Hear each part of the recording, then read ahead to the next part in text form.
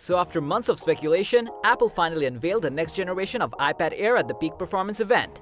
The iPad Air used to set a balance between budget iPad and Pro models, offering a mid-range performance. But now with the new silicon chipset, it's likely to shift towards the high-end iPad yet having the price of a mid-budget tablet.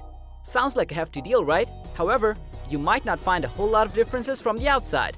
Some notable upgrades have certainly made the device a worthy upgrade than its previous model.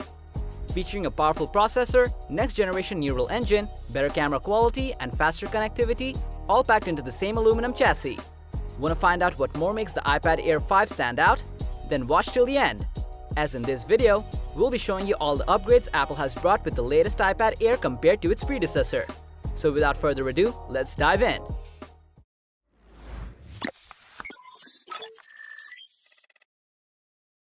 Starting with the similarities, as we have already mentioned, there hasn't been any change in the design.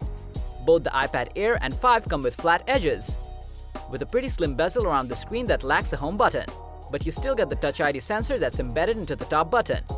The display size also remains the same, featuring a 10.9-inch Liquid Retina display that supports True Tone for vivid colors. Though we were hoping to see an OLED screen for the iPad Air 5, Apple decided to ditch this idea for keeping the cost low. You'll also find the same USB-C charging port as the iPad Air 4, but now with the Thunderbolt support due to M1. Now let's talk about the upgrades. And the biggest of all is the all-new chipset. With the new iPad Air, you get to witness the power of Apple's most powerful M1 processor. Instead of going for the conventional Bionic chipset that has been used on the previous iPad Air model, Apple decided to push the limit of their iPad. So if you compared with the A13 Bionic that's been used on the iPad Air 4, the Geekbench result shows some hefty upgrades in both CPU and GPU performance. The iPad Air with M1 performs almost 3 times better than its predecessor with the A13 chip. So not only you can cruise through heavy gaming, but also render videos with more efficiency. The iPad Air 5 can get you covered almost with any task.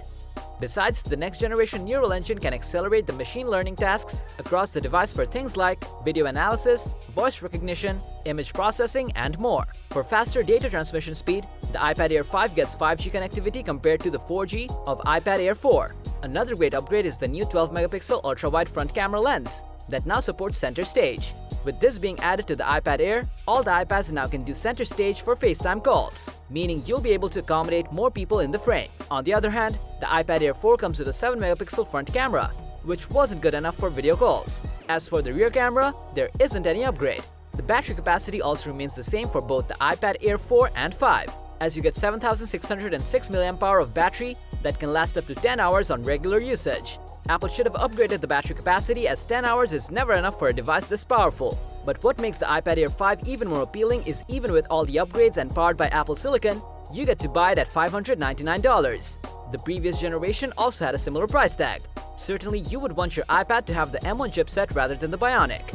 How much did you like the latest iPad Air 5? Let us know in the comments below. Like and share with your friends if you find this video helpful. Subscribe to our channel if you want more videos like this on your feed.